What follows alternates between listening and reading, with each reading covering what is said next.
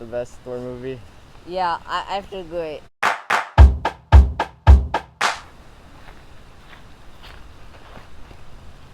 Welcome to Best Guest. Spoiler warning for Thor: Love and Thunder. So what were your thoughts going into the movie? I thought it was gonna be, in my opinion, the best Thor movie yet. And what was it to you? Not the best Thor movie. Yeah, I have to agree. So going into it, I had heard a lot of good things about it, you know? And seeing Gore is scary and like the trailer and the promotional images. I was looking forward to seeing him. And then there were rumors about there being other gods. And then there were other gods. I feel like Gore was a little bit of a disappointment. It didn't show like any of his actual god butchery. It just showed the one god that he was praying to mainly, and then he kidnaps the children, and that's about all we see. I mean, Sif is attacked, and Sif made a reappearance since Loki when she was repeatedly attacking him. But so it was nice seeing her again, and then for her to be back and just like injured, and then realizing she can't go to Valhalla. But I think going into it, I had high hopes. I was a little bit disappointed though. I definitely thought Ragnarok. I still think Ragnarok is much better. Yeah.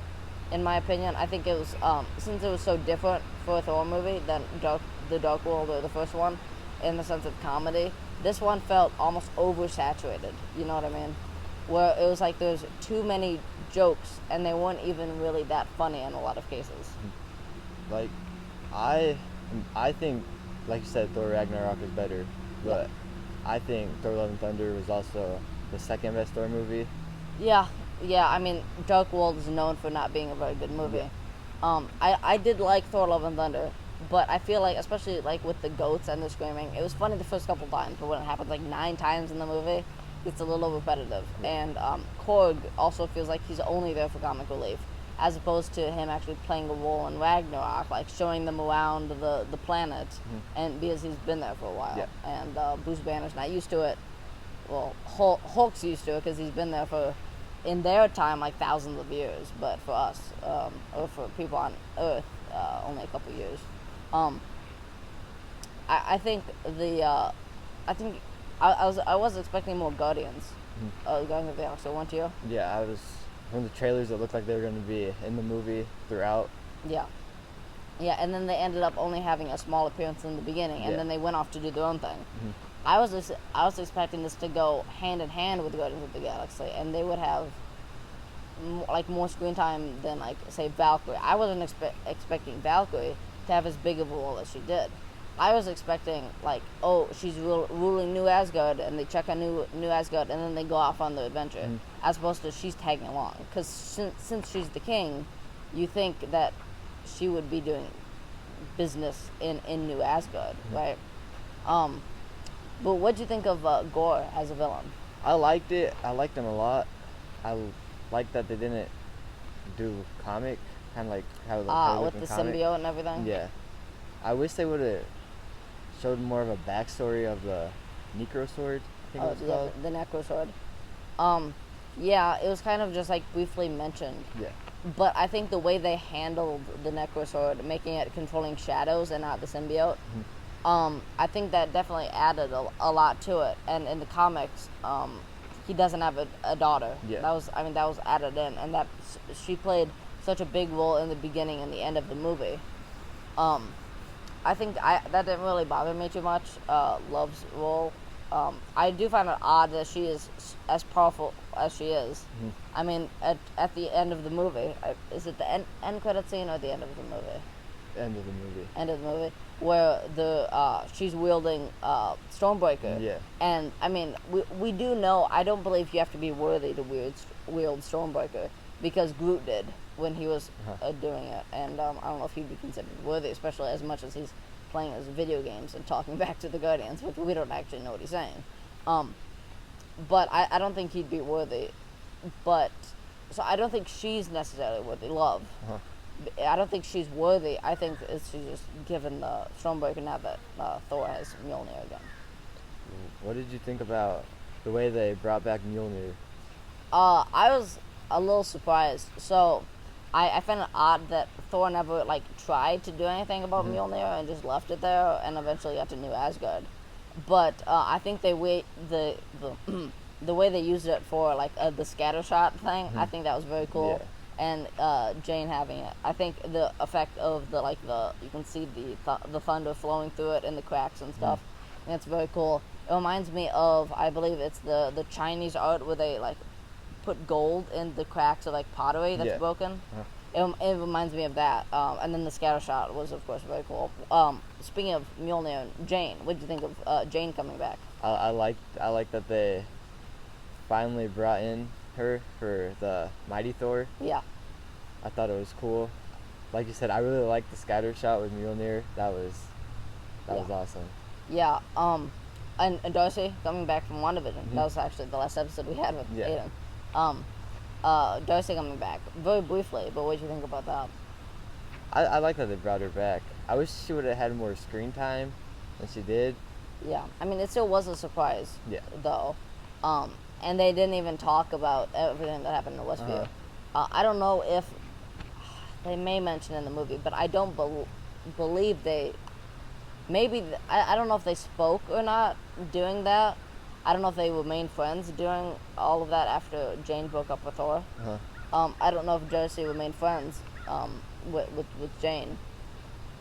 Because if they had, then I feel like they would have already talked about Westview. But if it's like, and I truly don't remember, if this is the first time Darcy's seen Jane in a long time, then it doesn't really make sense that they wouldn't talk about Westview, since that was a big thing for Darcy.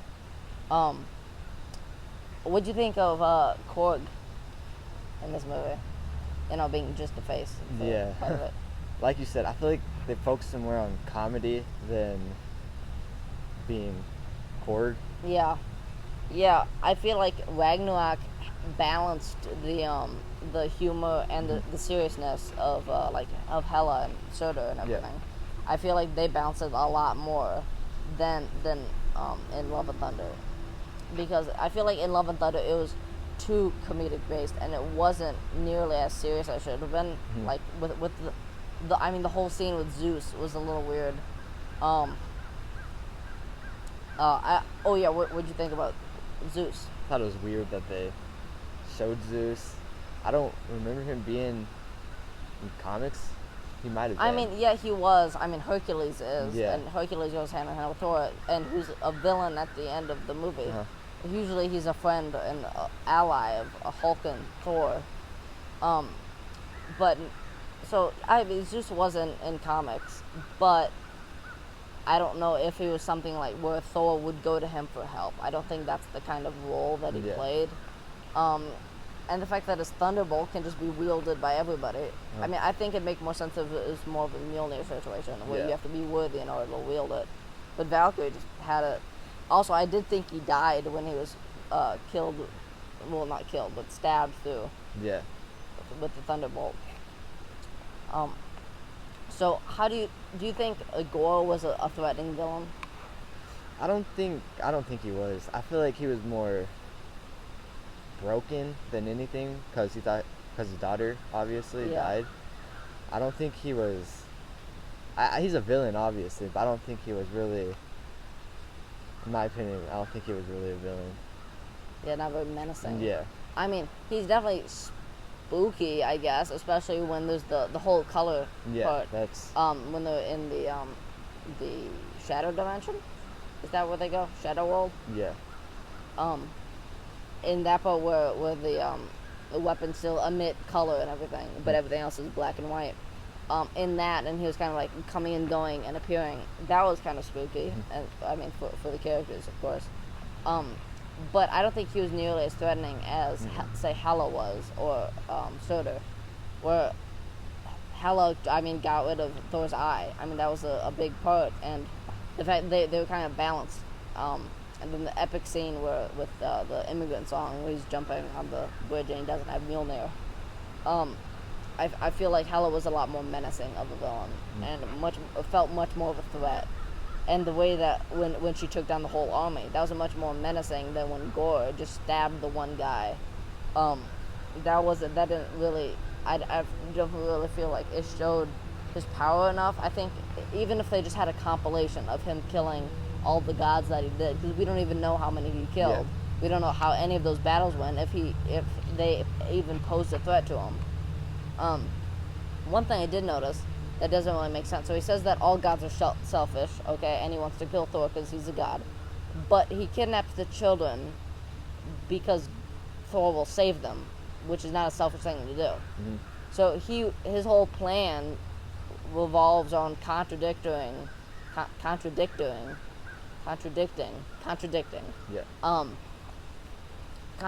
his whole like ideology. So, because his whole idea is that, and the reason he wants to kill gods is because they're selfish.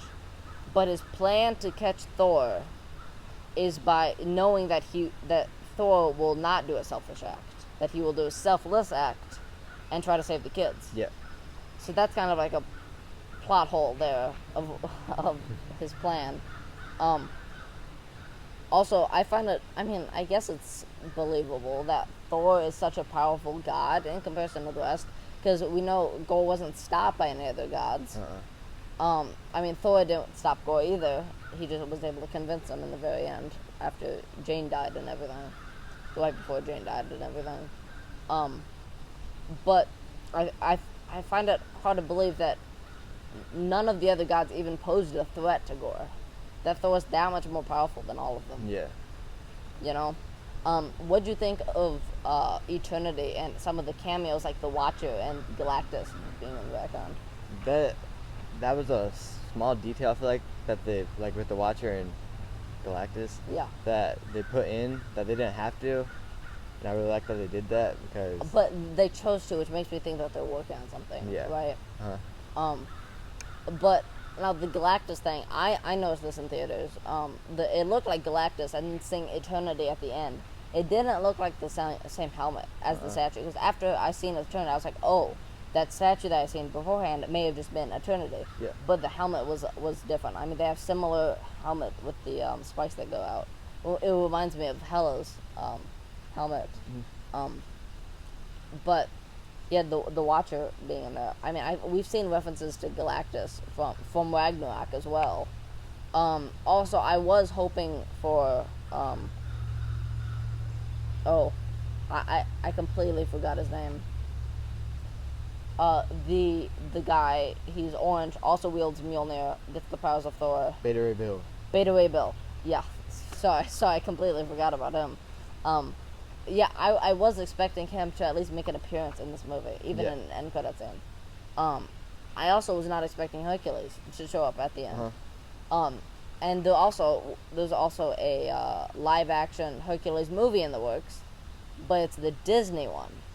So it's the singing Hercules from the animated movie. So I find it odd that they're having Hercules in both of those, and both owned by Disney. I feel like if they couldn't have, like, for saying Gotham, when they couldn't call Jeremiah Valeska the Joker because of confusing audiences with the Suicide Squad that was going on, then I find it odd that they would still having two Hercules in the same Disney making both of them. So I don't know how that's going to turn out, if the Marvel one's going to get delayed. Do you think there's going to be a Thor 5? I hope there is. I don't think there will be, but all I can do is hope. Because they're working on a fourth Captain America movie with Sam Wilson as the new Captain America.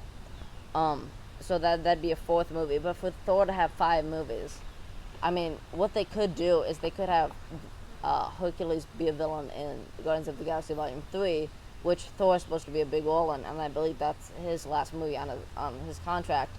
It could get extended if they have him in another Avengers movie. I don't know what's going to happen. Thor could also show up in the She-Hulk show. That's a possibility because Hulk's in it. Yeah. There's also talks about Hulk being only in like 2 episodes of the whole show. I thought he was going to play a larger role, but I had heard that. Going back to Thor: Love and Thunder, what did you think of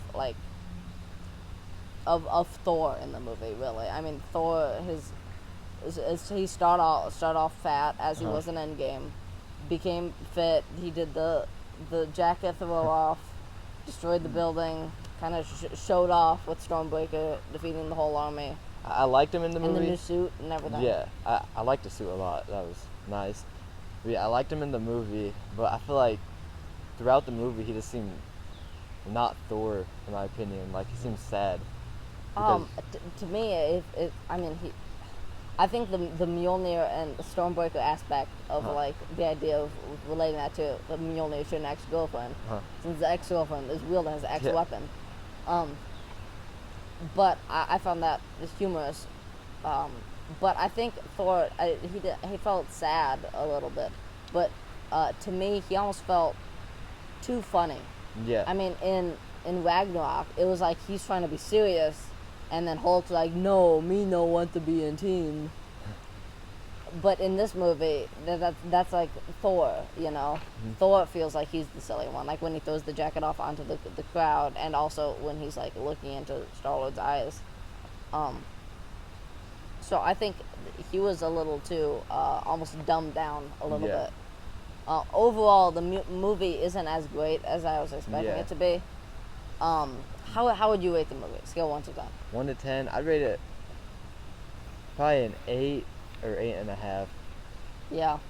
Yeah, I definitely think there are much better movies out there, better Marvel movies out there. I mean, it's still a good movie, but I mean, I was disappointed by it. Yeah. One thing that confused me was the Necro Sword. I thought it was the only thing that could kill God, but then Ragnarok, Hela, wasn't she killed? Yeah. So that was an inconsistency, and I was kind of thinking that when Zeus was killed or stabbed, and then he fell all the way down. Don't know how he survived that. But I don't know. I mean, maybe that is a plot hole that somehow Hela survived. Yeah. Sort of, but that was the whole. Then that would have ruined the whole ending of Ragnarok, being like, oh yay, finally defeated Hela, my sister dead. Yeah. But because a lot of that movie is Hela's posing such a big threat, it'd be odd if they brought her back. Of all villains, she'd be an odd one to bring back. I don't know if that's just an inconsistency or that was intentional. I really don't know. But yeah, I mean, she was killed by Surtur, and he doesn't use the Necro Sword. That's his whatever sword he wields. But yeah, I suppose either she is dead and it's just inconsistent and it was accidental, or she isn't dead and that was intentional. But that'd be an odd way to make it intentional. It feels like a mistake to me. Like they wanted, 'cause I don't know if canonically in the comics that's the only way to kill a god. Because eventually Thor's gonna get killed off somehow. And I mean, it almost killed him when he was making Stormbreaker with the power of the sun and everything. I mean, Thanos could have killed him. Yeah. That was the whole thing with the power, the space stone or the power stone. So, I mean, I feel like the only the Necro Sword can kill a god. It was kind of made up for this movie, and it kind of does make some of the other deaths in the past. I mean, Loki's a god. Yeah. And Loki died by being choked, and Thanos' hand is not the Necro Sword. So that is an inconsistency in the movie and in the MCU. How do you think this should go on into the next movie? I really don't know. I think well, we did see Adam Warlock being mentioned in Guardians of the Galaxy Volume 2. He may show up in Volume 3. No, that was Volume 1 he was in, that I believe. I think it was Volume 2. Was it Volume 2? He was in one of the Guardians of the Galaxy movies, and he's presumably coming into the third. Thor is also supposed to be in the third. I don't know if that's going to be a thing. I feel like since they did so little with the Guardians of the Galaxy in this movie, I don't know if maybe Thor's going to have a little part in the Guardians of the Galaxy movie. That's supposed to come out pretty soon. Speaking of Guardians of the Galaxy, the I Am Groot Disney Plus show is supposed to come out soon. Turns out it's not even canon. So it's not canon in MCU, and it's animated. So it's like, it's gonna be shorts too. So it's also like it's supposed to be like a kids show in a way. I originally thought it was gonna be different. but I guess we'll wait and see. Maybe Yeah. those rumors aren't true, but that's what I've heard. Um, Where do you think? So where I think Thor's gonna go to next is I think he's definitely gonna at least make an appearance in Guardians of the Galaxy Volume 3, and I think it's possible Chris Hemsworth extends his contract and signs on to another Avengers movie possibly. Because I think Thor's been such a long-running character that, I mean, Iron Man's gone now, Captain America's gone now with Steve Rogers, and he's one of like the original three. Yeah. You know, and Hulk. How do you feel about Hulk? He wasn't in this movie. Yeah. Obviously he's gonna be in She-Hulk, but I don't know. I kind of miss the old Hulk in my opinion, where he couldn't control it. Yeah, I have to agree. I was expecting him to be in this movie. So did I. Because he was in Ragnarok. But he wasn't. I guess maybe he'll be more of. I guess he'll make his next appearance in She-Hulk. But I have to agree with you. I like Professor Hulk in his own way, but I still like the actual angry Hulk better, simply because that feels more Hulk to me than this weaker, smarter Hulk. It's like it was. I think it would have been nice if in Endgame, when like the building's crashing down on him and he's already like snapped and his arm's all weak, and it's like the building's crashing down and he's struggling and then he needs to be saved. You know, it would have been awesome if then he turned into Angry Hulk, pushed it out of the way, and then saved everybody else. You know, as opposed to just like okay, and then gets help from War Machine, whoever helped him. As opposed to, I thought it was like, and then now he's gonna make this epic reappearance as a big Angry Hulk, but no. Yeah. I feel like that comedy bit has gone on for a little too long. Yeah. I think Taika Waititi is doing a much better job than whoever directed the first two Thor movies, but I was disappointed in this movie. Me too. Do you have any final thoughts? Basically, just once again, I feel like it could have been better than it was. Yeah, I do think the goats were funny, but like I said, having that much, that makes sense. Also, infinity cones. It's a funny idea having the infinity cones instead of stones and having the glove, but that's also kind of like making a joke. It wouldn't make sense for New Asgard to build that because literally half of all population got erased, and they're just like, oh, haha, funny. It's supposed to everybody losing 4 years of their lives, you know. So that was kind of it was funny, but it seems a little impractical in terms of in the actual MCU. But how I would rate the movie overall, I'd give it maybe 7.5, 8 out of 10. Definitely think it could have been better, but it had great moments, like when the kids all got the Thor's powers. Yeah. It reminded me of Shazam, when he gives his powers to all of his brothers and sisters. It reminded me a lot of that. But make sure to email us at best.guest.podcast@gmail.com to tell us your thoughts and any suggestions. And make sure you guys subscribe and share with your guys' friends. Yeah, and then on our Instagram, which is at bestguest_podcast, we post bloopers. Maybe we'll have one of us setting all this up. And we also post updates. So make sure to follow there and keep track. Thank you for watching.